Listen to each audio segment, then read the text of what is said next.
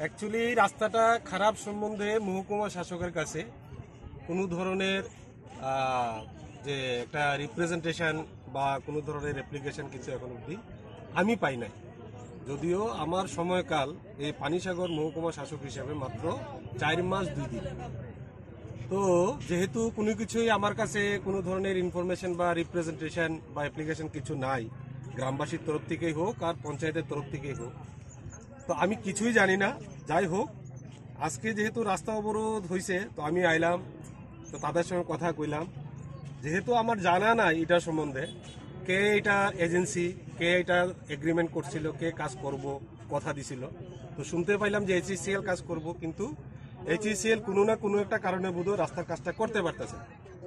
তো তার মধ্যে এসডিও আছে আমাদের পিডব্লিউডি, ওনার সাথে আমি আজকে কথা কমু যে কি ব্যাপার, যে অ্যাকচুয়াল মুদ্রা জিনিসটা কি, কোন জায়গায় জিনিসটারে প্রিভেন্টিং একটা মোডে আছে, কেন হইতেছে না, কেন এটা রিস্টেন্ট মোডে আছে। তো আমি দেখতাম, তো আমারও তো একটু সময় তো দিতে হইবে, কারণ আমি ব্যাপারটা নিয়ে এইচইসিএল এর সাথে আজকেই কথা কমু, এসডিও পিডব্লিউডি ওনার সাথেও আমি কথা কমু, তারপরে আমি ডিএম স্যারের কাছে একটা চিঠি লিখুম বা ডিএম স্যারের সাথে আমার ভার্বালিও একটা ডিসকাশন করার একটা সুযোগ আমি বাইর করব।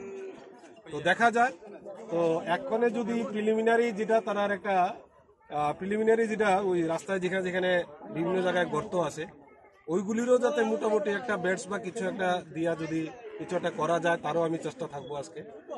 যাই হোক, এইচইসিএল এর সাথে আগে কথাটা কইয়া এইচইসিএল এর সাথে যোগাযোগ করার পর দেখা যাইব যে এইচইসিএল কি করতেছে এবং তাদের মুডটা কি রাস্তা নিয়ে, বা তাদের ফাইনাল ডিসিশনটা কি। এটা যদি আমাদেরকে না জানায়, পরবর্তী সময়ে সরকারের সাথে তো আমরা মানে পার্টিকুলার ডিপার্টমেন্টের সাথে আমরা তো কথা কইতে পারতাম।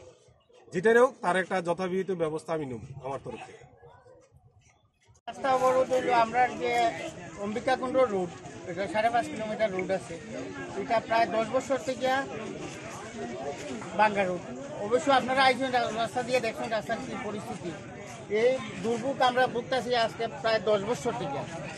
বিভিন্ন সময় আমরা উপর লেভেলে কর্তৃপক্ষের সঙ্গে কথা হয়েছি, আমরা বিভিন্ন সময়ে বিভিন্নভাবে আশ্বাস দেওয়া হয়েছে, আমরা মানতে মানতে গত 1 বছর আগে বিডিও সাহেব আইসেন, আইয়া আমরা এনে একটা কমিটি করছেন, করিয়া কইসেন 15 দিনের ভিতরে রাস্তার কাজ শুরু হইব, যাতে জমির মালিক, রাস্তার পাশের জমির মালিকানা যারা আছে তারা যাতে রাস্তা কাজ করতে অসুবিধা না করে, তার জন্য একটা কমিটি দরকার। এই কমিটি করা হয়েছে, এই কমিটির সভাপতি আমারে করা হয়েছে। আমরা তখন কমিটি করার পরে কইছেন 15 দিনের ভিতরে রাস্তা কাজ শুরু হইব, আইজ পর্যন্ত কাজ নাই। 1 বছরের মধ্যে আমরা বিভিন্ন সময় আমরা এমএলএ সাহেবরেও ডেপুটেশন দিছি, তাই না কইছে হইব।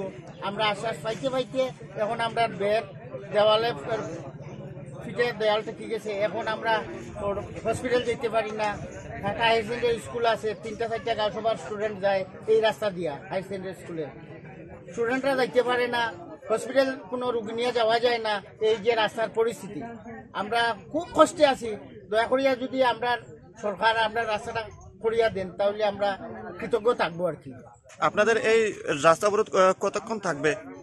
যতক্ষণ না আমরা কোনো সমাধান হয়েছে, এখানে যদি আমরা কোনো আশ্বাস সমাধান না হয়, তাহলে আমরা আসামর্তলা রোডে জাম করবো, আজই জাম করবো। আপনার পরিচয়? আমার নাম ধীরেন্দ্র কুমার দেবনাথ।